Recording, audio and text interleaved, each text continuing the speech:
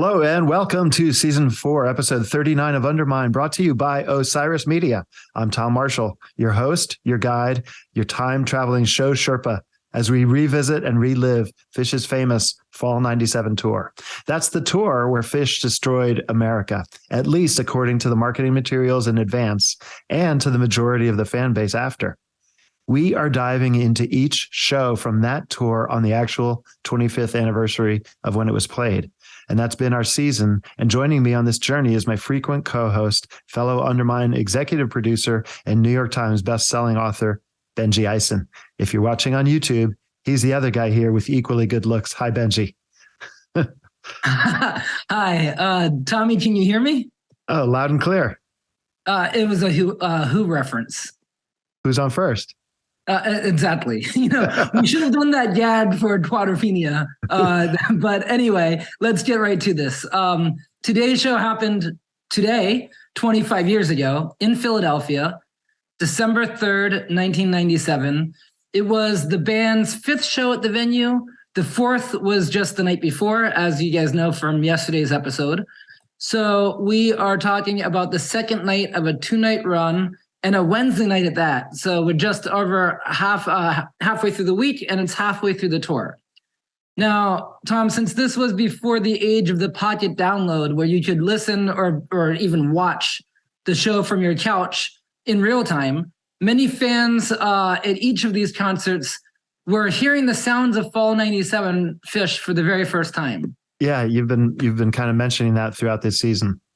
Yeah, well, that's because it's true. and then Live Phish came along and totally changed the game. First by offering next day downloads and then streams. And now, of course, we have live webcasts of every show. That's why I no longer miss a note in real time. If Phish is playing a show and I'm not at the show, I'm on the couch. Watching football. Well, dancing is the sport of choice, as they like to say over at Fantasy Tour. So I guess my point is that if I'm not inside the venue, then wherever I am, I'm streaming live on Live Phish. I've even done it on my phone before, at the beach. Well, you keep mentioning Live Phish, and it's funny you should say that because you know who's today. Who the guest is today. But for those who don't, our guest today is Nugs.net and Live Phish founder and CEO, Brad Serling.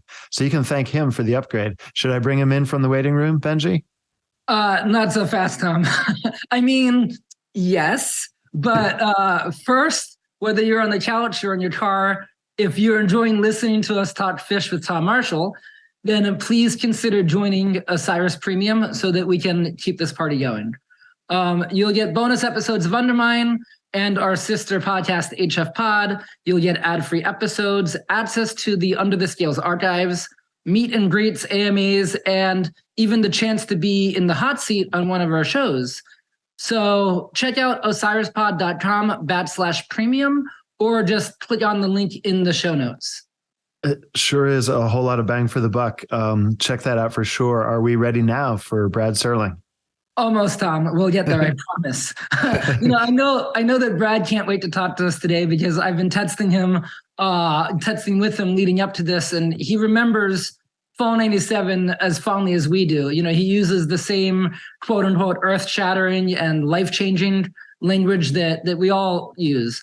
But look, we all have a lot of memories of these Fall 97 shows, and so we want to hear from the listeners as well. So to the listeners, we want to hear your stories, and we will if you just simply make a 1-minute video clip, share your story, tell your tale, take us back to Fall 97.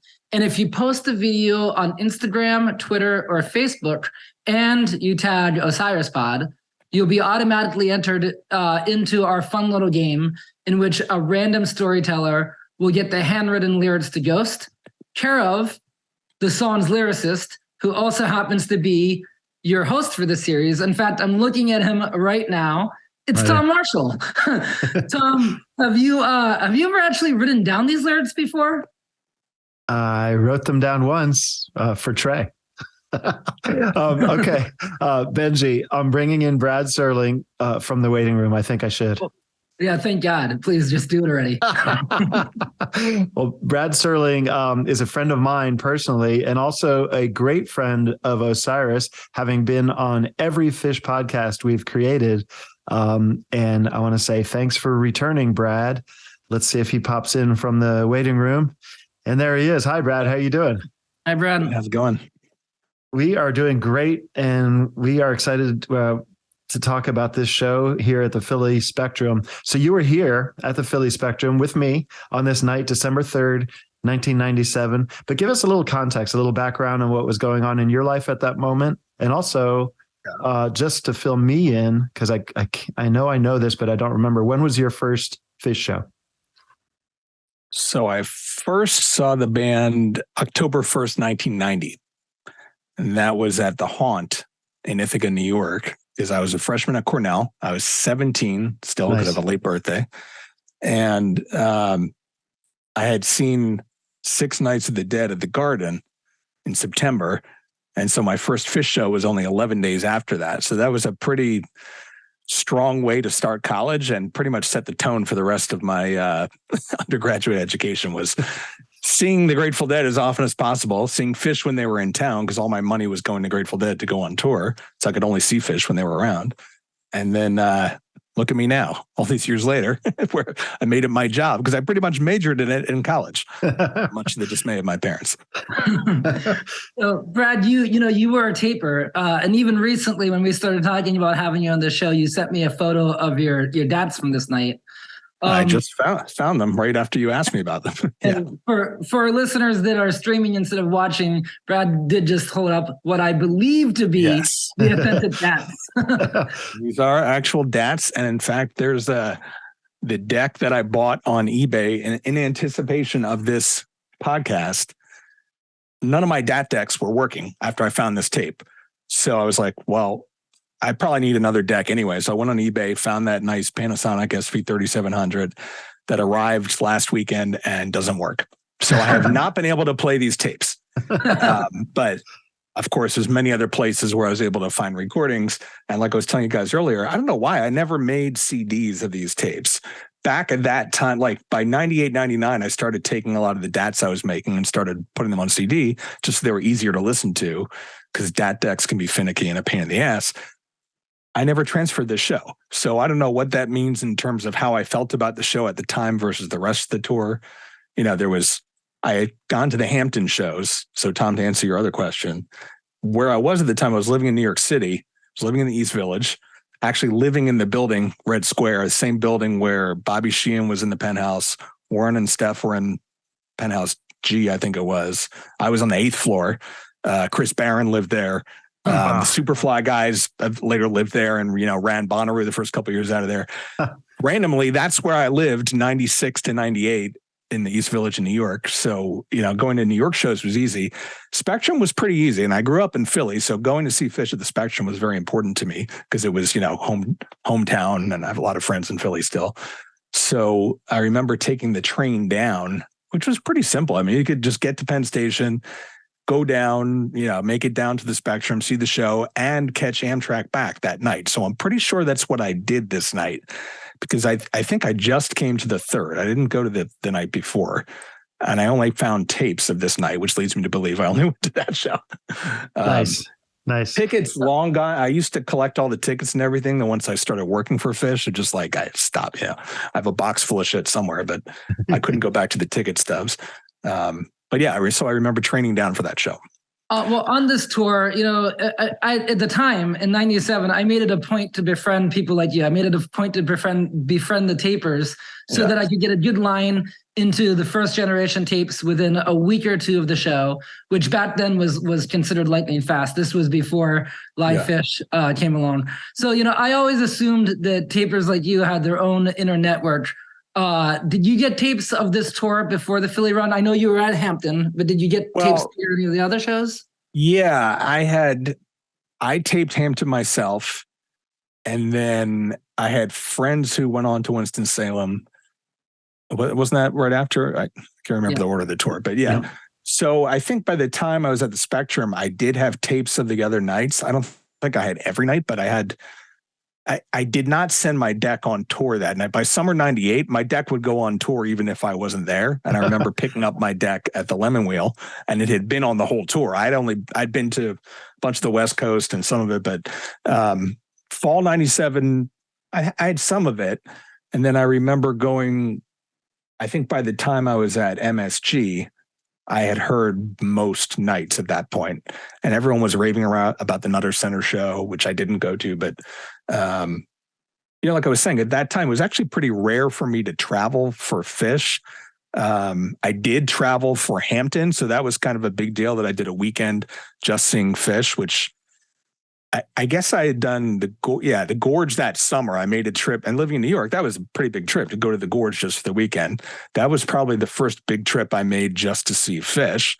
And mostly that was just because of money, not because of desire. It was expensive to go out, and I had a full-time job in New York City. So it was easy to see things around the city. Whereas Grateful Dead, I would always drop everything and go because it felt like a ticking time bomb. Like you didn't know how many more shows you're going to get. Whereas with Phish, it's like, oh, they're going to be playing, to always be able to see Phish. Another 40 years. Right, exactly. Who would have guessed back then?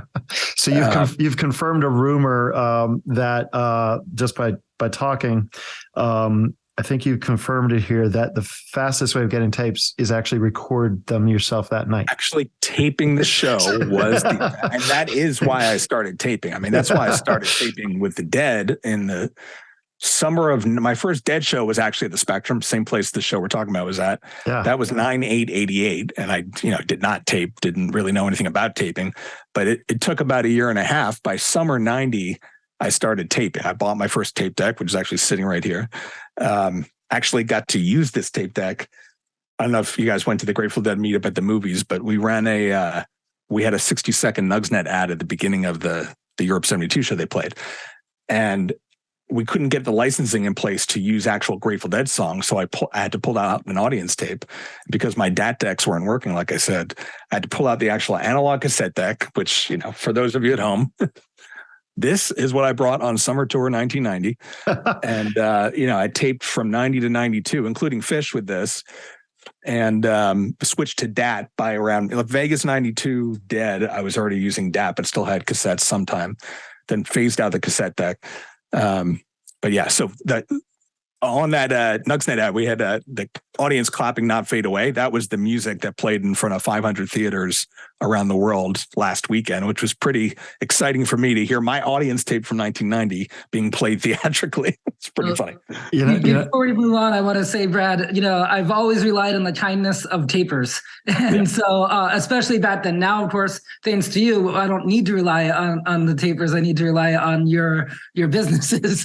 But yeah, I've always, a big shout out to the tapers for letting all of us hear the music back in the day. Big shout out for sure. And also it's sometimes it's easy to tell. When you hear Brad's passion, it's sort of easy to extrapolate the career that you went into because you're clearly passionate about it. And it's fun to hear. Let's talk about this night. The Philly shows have a certain notoriety to them. I think Trey loved, he was into the hockey team, into the Flyers. He'd seen the Flyers there several times. What do you remember about the scene on these nights?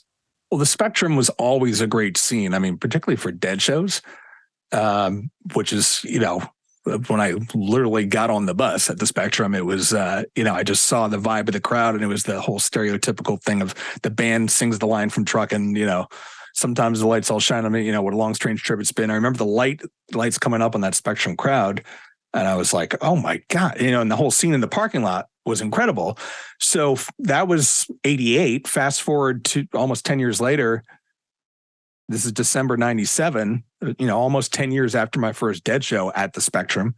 The scene was pretty much the same. I mean, Philly was known for the nitro scene. I don't know why. I think it's just because, the South Philly mafia playing off the cops, whatever. It was always, it was a very heavy nitro scene, always a great parking lot scene. Because there were great parking lots, there was a lot of expansive parking lots that were official lots right around the Spectrum. So it allowed for a great parking lot scene, and people would get in there early. I came in the train from New York, so I don't think we were hanging out in the lot that particular day, but you have to walk through the lot from the subway station. So, I remember it being crazy and hearing nitrous tanks everywhere and people selling shit.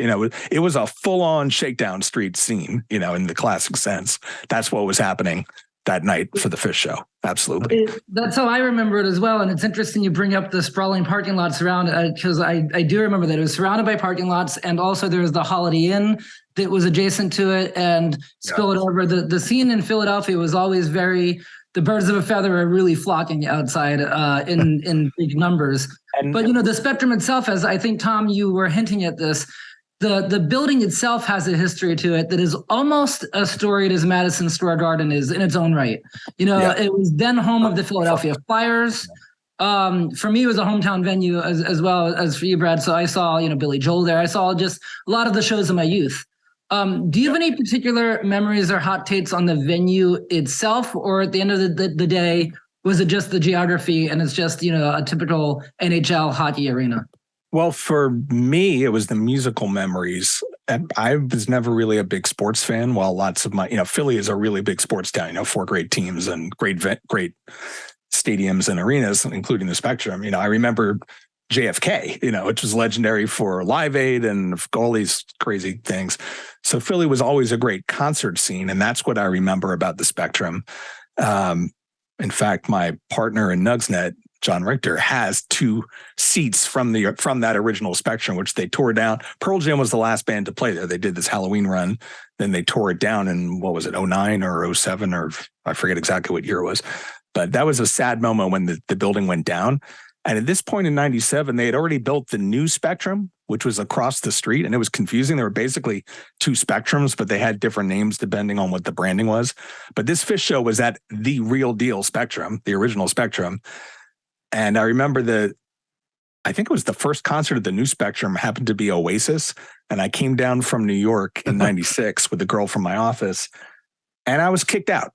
I was kicked out of the Oasis show for dancing in the aisles with this girl. Wow. And it was funny, just the scene. That was the new Spectrum, fall of 96. And then back at the original Spectrum, December 97 with Phish. Nobody was getting kicked out for dancing in the aisles of the Phish show. But it was just so I always held the new Spectrum, was like, oh, that place sucks. I don't want to go there. Then they tore down the real Spectrum. Exactly. You triggered a memory at the Man Music Center right after they tore down the Spectrum. Someone, and I imagine he was involved with possibly Live Nation or whoever owned the Spectrum, because he had it was sitting kind of in the lot near the trucks, a big letter from the Spectrum. And I remember Trey signed it and he wanted me to sign it. And I didn't want to defile it. And he's like, yep, I want you to. And we all signed it. I wonder who has that right now. And any ideas? One of the S, it's amazing because those guys reached out to me actually when we were doing a Billy and the Kids show at the Ardmore, and they wanted Bill Kreutzmann to sign it. And they had, and they didn't get him to sign it, but they wanted him to, and they had a number of other people, and they mentioned that all the guys from Phish signed it. Okay. It has its own, I think, and you guys can fact check me on this, I think it has its own internet presence now. Where is it? I don't know. I mean, we can find out. I think, like I said, I think it may have its own we can Instagram Google account or something. But when I think of the Spectrum, I think of all being a teenager in there and looking at the cloud of smoke that was in the middle. There was just this cloud of smoke. Yeah, very, very fan-friendly security. But putting the Spectrum aside, Philly was always just a great Phish scene and a great place to see Phish. No question. I particularly, my fondest Philly Phish memory is probably the Keswick 92. The Keswick Theater, literally down the street from my high school, Cheltenham High School. So that was a hoot just to see Phish there. And what was funny was, by then it was 92. So I was, I guess, a sophomore. No, I must have been a junior. It was fall of my junior year, I think it was. And I remember going there and seeing girls from my high school who were still in high school, but were like freshmen when I was there. And all of a sudden they're into Phish. So that was funny to see, like the coming of age of like the younger, and by younger, I mean like 2 years younger, but still when you're 17 or 18, that seems like a lot, a bigger difference. So that was funny seeing Phish there. It was a great vibe at the Keswick, which happened to be the first show that John Langenstein worked for Phish, and he kicked Fishman out of the show. So I remember that was funny. He didn't let him in the stage door. He thought he was some wacko in a dress. And he's like, no, I'm the drummer in the band. So That happened to be Langen's longtime head of security with Phish. But I remember that. I remember the Man shows when they were opening for Santana. And then the next year, the 93 Man show, one of my favorite shows, was like an early 2001, if not the first 2001, I can't recall. And there was like the Yerushalayim Shel Zachad, and just a great show. So many great Phish shows in Philly. Which is why I went down to this one. That's a great tribute to the band Phish too, because most bands would fire the security guy that kicked the drummer out, and that was the first night he worked for Phish, and then Phish later instead like, no, you did a really good job. Well, they love that. Yeah, that's why they brought him back. Kick him out every night. You should be kicked. So let's finally lots of good memories. All of us were there, which is cool. Let's dive into the music. The first set has some serious highlights. And it opens with Punch You in the Eye, which is always a highlight for me. I prefer it outdoors, but it's still like probably my favorite opener. Then My Soul, and then Drowned. And we can stop here to talk a little bit about that Drowned. Yeah, actually, Tom, let's stop here before we talk about that Drowned. Okay. Let's hear a quick word from our sponsors. And then when we come back, we can talk about the one thing that we haven't really mentioned yet, and that's music from this night. So we'll be right back. Have you ever wondered what it would feel like if your investments reflected what matters most to you? At Green Future Wealth Management, the advisors specialize in helping clients manifest their values in their financial lives. Green Future Wealth Management was founded by certified financial planner practitioner and longtime fan Nick Cantrell, named by Forbes as one of the top next-gen wealth advisors in the country.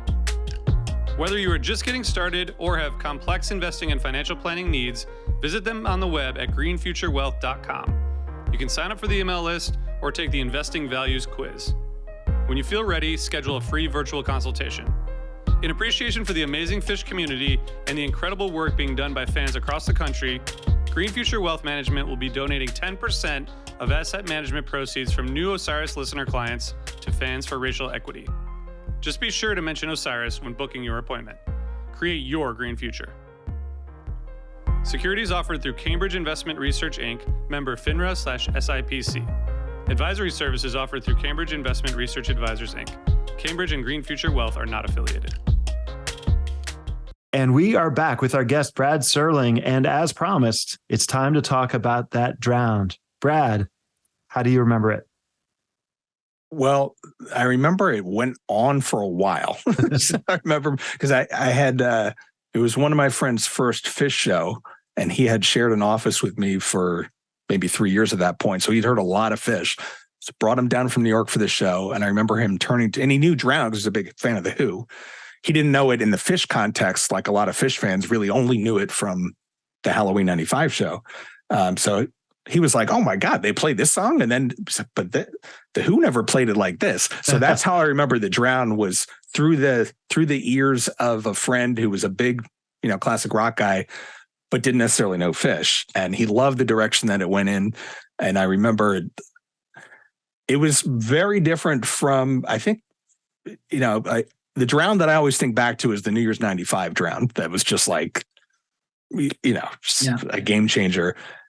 This one was totally different, and it was very much like, this is what Fall 97 sounded like, was that Drowned. I mean, I'd say the same as like the goofiness going on in the David Bowie later in the show, and certainly the jam after Possum, that typifies Fall 97. So, at the time, it didn't feel, it felt like, oh, this is what they're doing these days, especially coming out of the Hampton shows where things went, you think of that Hood or the stuff happening at the AC/DC Bag, stuff at that Hampton shows, it kind of changed my view on how the band was playing. And it was even a noticeable difference from the summer.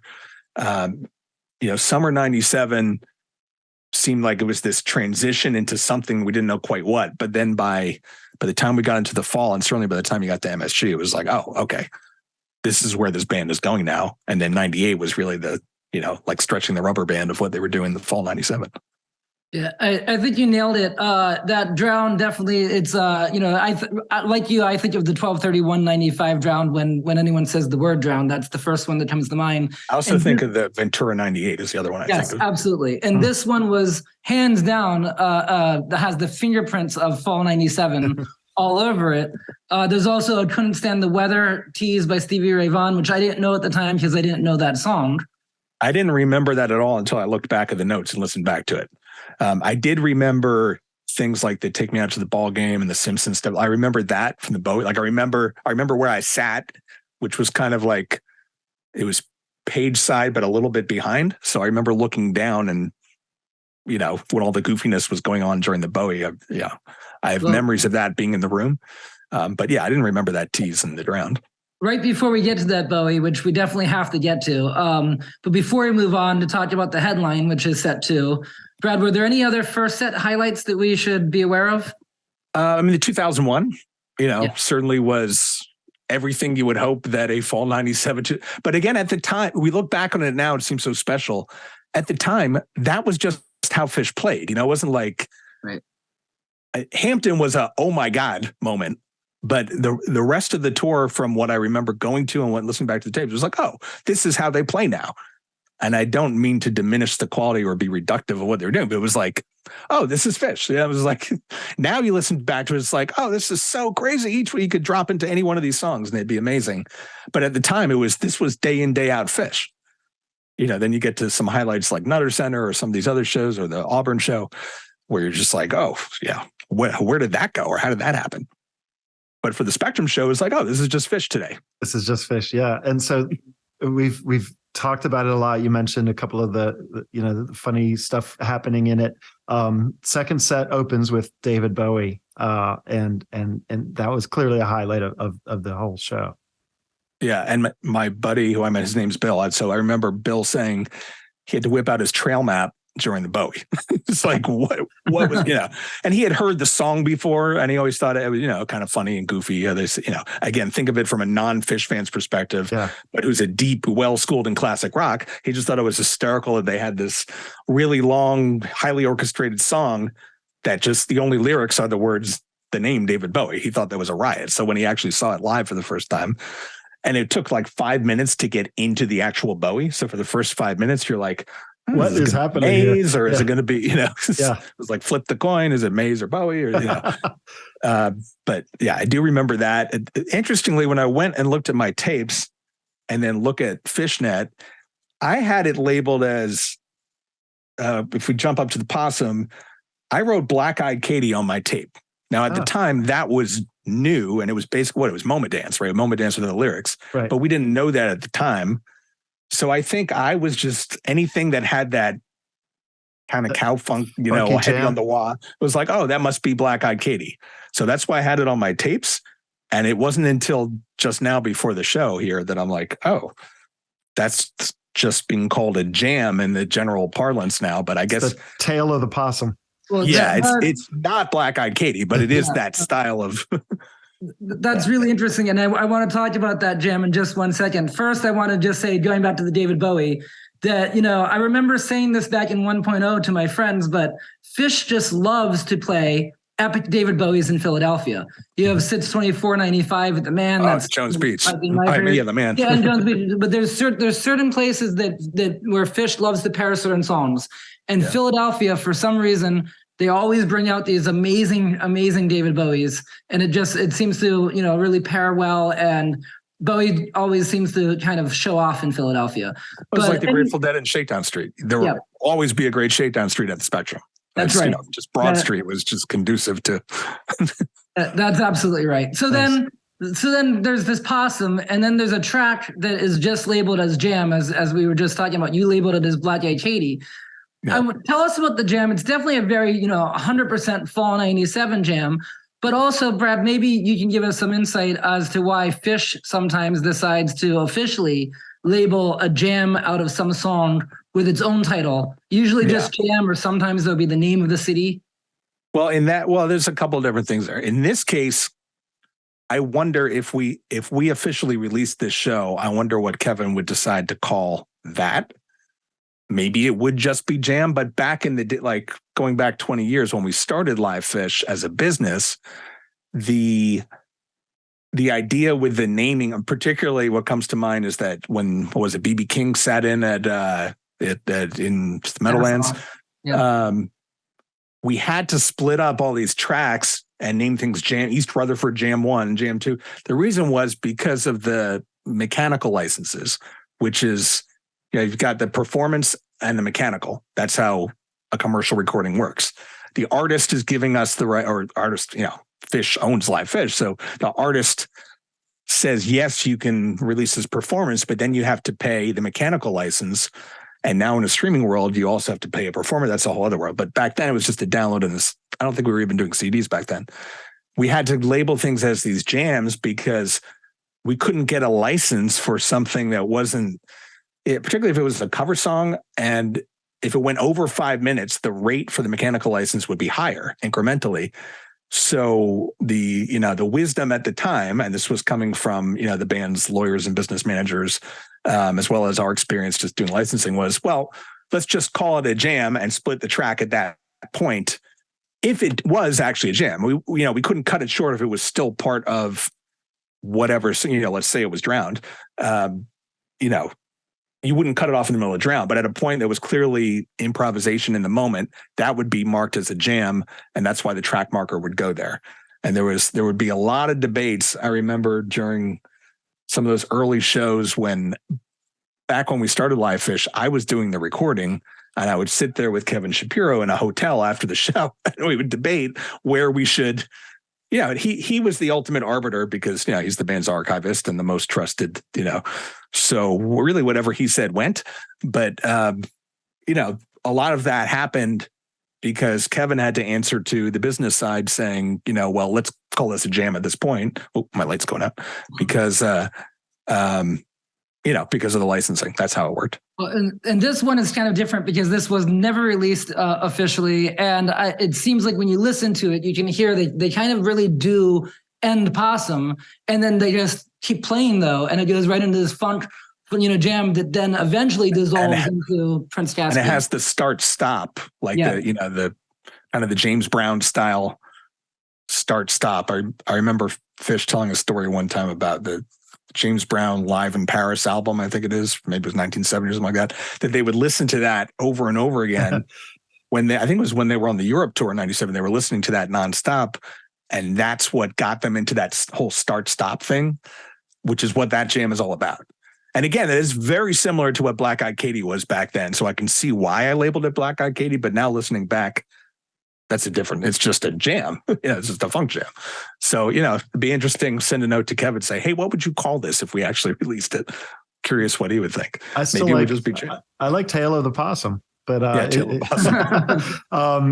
that's really kind of that's good insight. Of course, from your perspective, we get to hear sort of the business reasoning behind some of these naming conventions. And I've never envied all the set list people that have to figure out, is that a segue? Is that a this? What's this jam? That's pretty interesting how there's actually like a business reason behind it too. It's been hard in a lot of recent shows. There's been full on mashups where Trey's like singing the lines from one song over another song. And it's not a big deal when they're all Who Is She? They're all owned by Phish.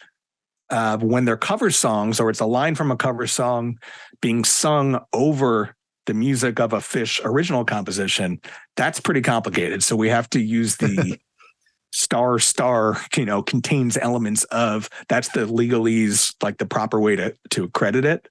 It's not a separate license per se, and in a streaming, once we launched Live Phish, the streaming service, Live Phish Plus, which was back in 2014, then we really eased up on the splitting of the songs because it got really annoying. It was one thing on CDs or certainly as downloads, because our feeling was with downloads, fans could do whatever they want. But when it's permanently in the cloud and on demand, it was really annoying to have all these splits and jams. So my feeling was always, let's stop that unless we absolutely have to.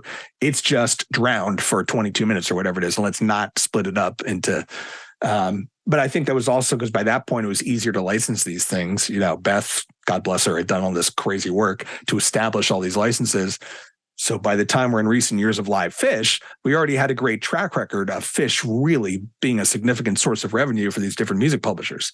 So, they were not as, it wasn't as difficult to secure a license. Let's put it that way. Right. I can see that opportunity, like for a publisher or for a lawyer, to sort of like when Trey does something complicated, like, sing music from another band on top of a Phish jam. I can see them just like popping champagne, like, yay, here we got a complicated thing that we have to solve.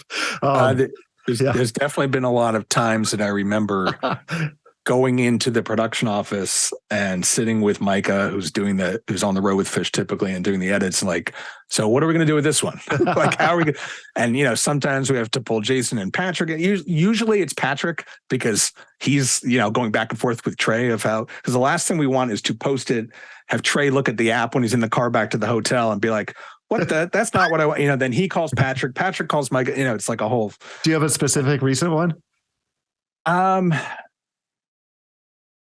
I know more so with Trey band, there were that was more because there were new songs. There were some recent ones, but with Phish, I can't remember when we actually had to repost the way.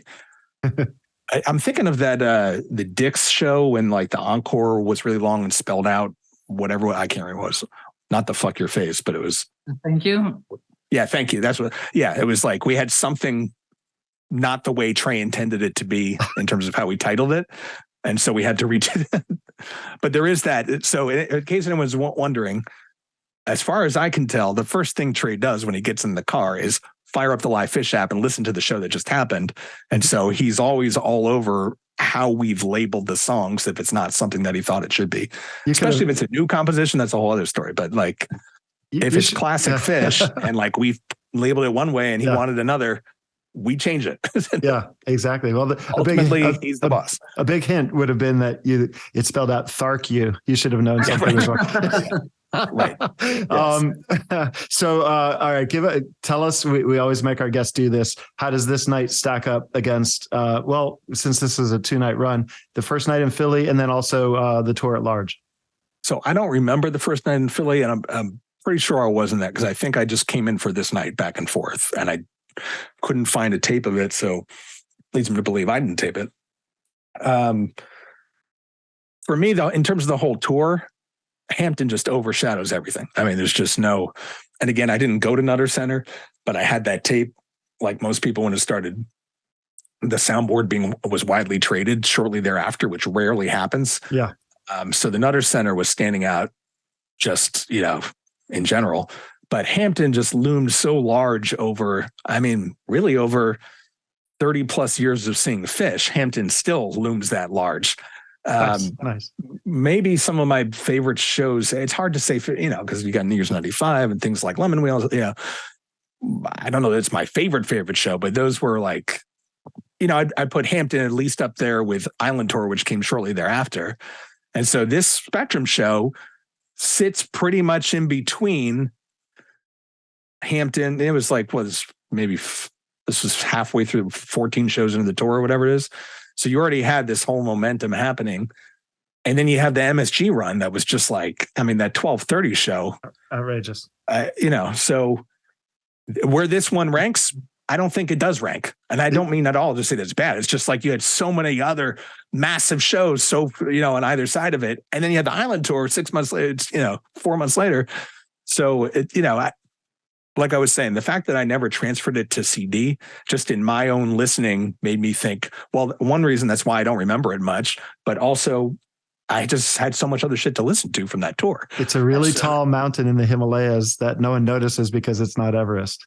Yeah, that's exactly right, Tom. That's exactly right, because, that speaks to this tour, because as we're going through this tour, there's a lot of that. Salt Lake City is another one that comes to mind, where when you go back and you listen to it, it's a phenomenal show. But at the time, partially because of the way tape trading worked at the time, everyone wanted Hampton immediately. Everyone wanted Nutter Center immediately. And these kind of got, lost in the shuffle. But what made Fall 97 such a legendary tour is there's not really a bad night to be found.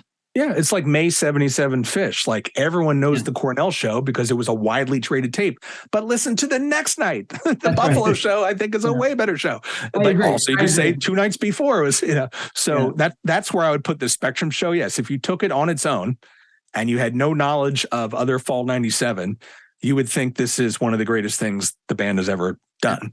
And it is, because on any given night they were doing this. And that's kind of what I mean by, oh, this is just what Phish is today. That's what it felt like back then. And I remember that at the time, coming back to New York, listening to the tapes, but I was still spending so much time trying to digest what had happened in Hampton that I kind of ignored this show moving forward. And then you had a couple weeks later, you had MSG. So yeah. That Grateful Dead 577, May 77 analogy rings really true. It's the same thing, because you can't find a bad show there. And of course, a lot gets lost in the shuffle.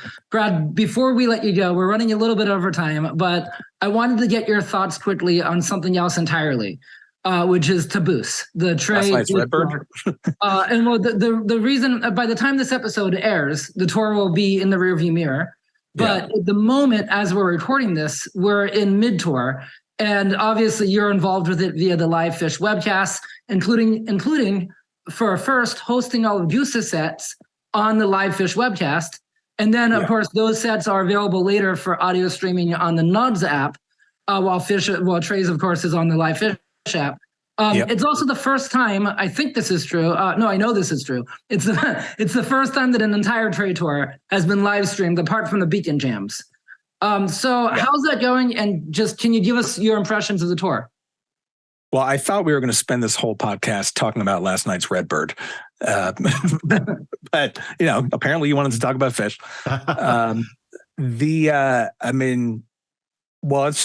It is a lot of firsts. The first time that I know of that Trey has consistently sat in with an opening act of any, whether it's Phish, Trey band, whatever.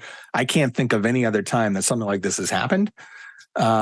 I also can't help but think about my friends in the Biscuits or Umphreys who are like, what the fuck? Trey never asked us. So it's hard to disassociate that part. It's That's just true. Funny that very true. Oh, well, let's skip a generation and let's have these guys come out. And then Trey's sitting with it, think of the Biscuits would have killed for that, or Umphreys would have shit in their pants to have that. So but everyone's very happy that this is happening with Goose, professionally, band to band. But it is kind of like, wow, that's never happened before. It is the first time that we've done live streams, both on Nugsnet and Live Phish at the same time. That took some figuring out of how to not cannibalize ourselves and market to the right people. But the argument was, we have all these Goose fans who are Nugsnet subscribers and all these Phish fans that are Live Phish subscribers. They're not necessarily we have, a good amount that subscribe to both, but the pay-per-views need to be on both sites. And let's put the Goose sets on Nugsnet like we do every night, put the Trey sets on Live Phish. Kind of feel like maybe we should be putting the Trey audio on Nugsnet as well, but I just, I didn't want to start a whole new contract, a new licensing, if this was the most expeditious way to do it. Musically, it's been, what's so exciting about it is it's something new and different. And, it's very easy to get jaded, particularly from where I sit, where, not only do I run the company that puts out every note these bands play every night, but I actually have to listen to it because I host a show on Sirius every week, which, by the way, shout out to Nugsnet Radio channel 716. If you guys don't know, we have our own channel now on Sirius, and the weekly live stash is back every weekend. I have to go through and listen and figure out what to play. So it's very easy to just be like, oh, it's another Humphrey show, it's another Panic show, it's whatever, and you pick out the special things. But this is the most unique thing that's come across my virtual desk in the 20 years that Nugsnet's been a business, because we've never seen anything like this kind of collaboration night after night with any band. So that's been exciting just to watch. The actual interplay between Trey and Rick has been amazing because they're so, interesting anecdote. I don't know how much time we have, but I played my buddy Goose for the first time. He lives in New Orleans. He had heard his friends had gone to see Goose. Like, what is this band? I played it for him, and he's like, "That's not Phish." And he wasn't belittling Goose or anything. It was just like the tone of Rick's guitar is so similar to Trey.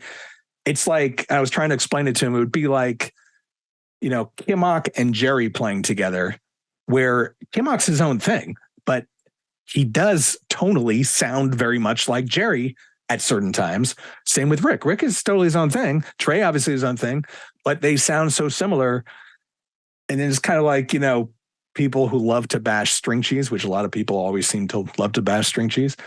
Kang has like the Trey pedal or the Jerry pedal, he can, which is not true, but it's very simplistic way to look at cheese. Oh, he either sounds like Jerry, he sounds like Trey. You could say the same thing about Rick. Oh, he just sounds like Trey. No, he doesn't. He sounds like Rick. But yes, they sound similar. So the way that they've been working that in and weaving in and out of each other, I mean, at times it sounds like the Almonds. And I don't mean the music sounds like the Almonds, but the twin guitar leads when they both start screaming together. Yeah, absolutely. And I like the eye contact they're making and hitting those notes and making sure they hit them together. That has been the most exciting thing for me to watch and hear, is when they've decided to do that and how. And I feel very fortunate that I've been able to watch all of the rehearsals and sound checks every day. So I'm, kind of like the eye in the sky, tuning in from wherever I am at the moment, watching them go through this every day. And that's been the fun part, is to see, on one hand, it spoils, I know what they're going to play later, but to see when Trey says to Rick, hey, do this, or Rick suggests something to Trey, and Peter too, for that matter, it's not just a unilateral thing. It's just amazing to see where they're deciding to hit those punch points. And then to see it come off in front of the crowd, that's when it really explodes. And the crowd reaction has been amazing too. And the live Phish video for it has been so key because, as you mentioned, the tones are so close that for the first time ever, when I listen to Trey Santana, I know who's playing what when. With this, I need the visual clue, I think, because it's just because it is. You're absolutely right. Like that was the hardest. Like when he came out of Radio City, it was a little hard to unless you happen to see at that moment, and that camera work frankly wasn't that great. But looking at, because this is Trey Kerr doing this, with help from Goose's people directing the Goose set. Lombardi. Yeah. This is the full Phish video. And just for all the fans watching at home, starting this summer, we had a truck out with Phish dedicated to the live Phish video, created and run by Trey Kerr and his whole company, Gateway. It's a game changer because now there is a dedicated semi truck, a trailer being pulled by a semi with all the video gear permanently racked in there. Our encoders are permanently racked in there. Gary's in the back, which is called the hot tub. That's where he's doing the mix. It's like, a mobile studio going town to town. They brought that truck on this tour. So that was the game changer and why we're able to do every night. Normally with a trade tour, it wouldn't make sense to do every night because it would cost too much. But these were arena shows. Trey's typically not playing arenas. Goose certainly isn't regularly playing arenas.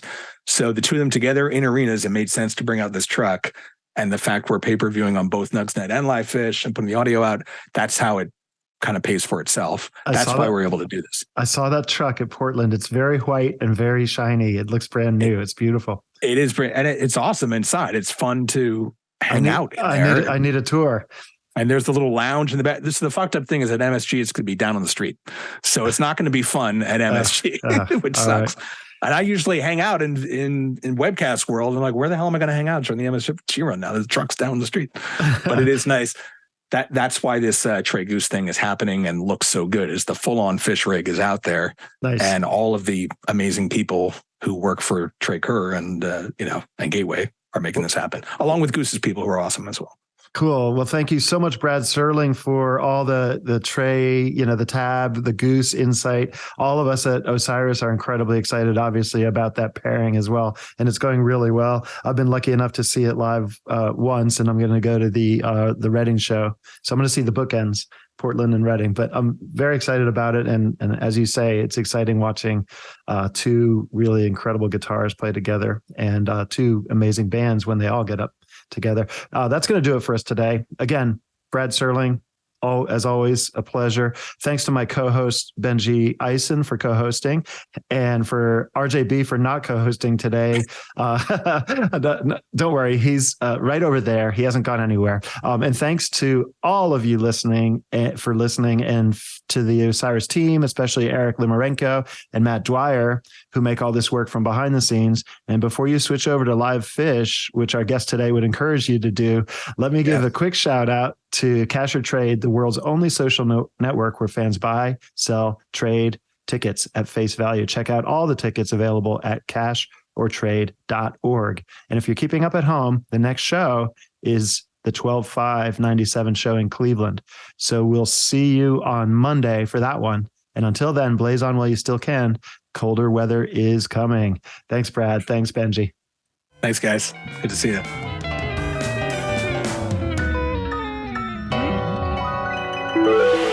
Osiris.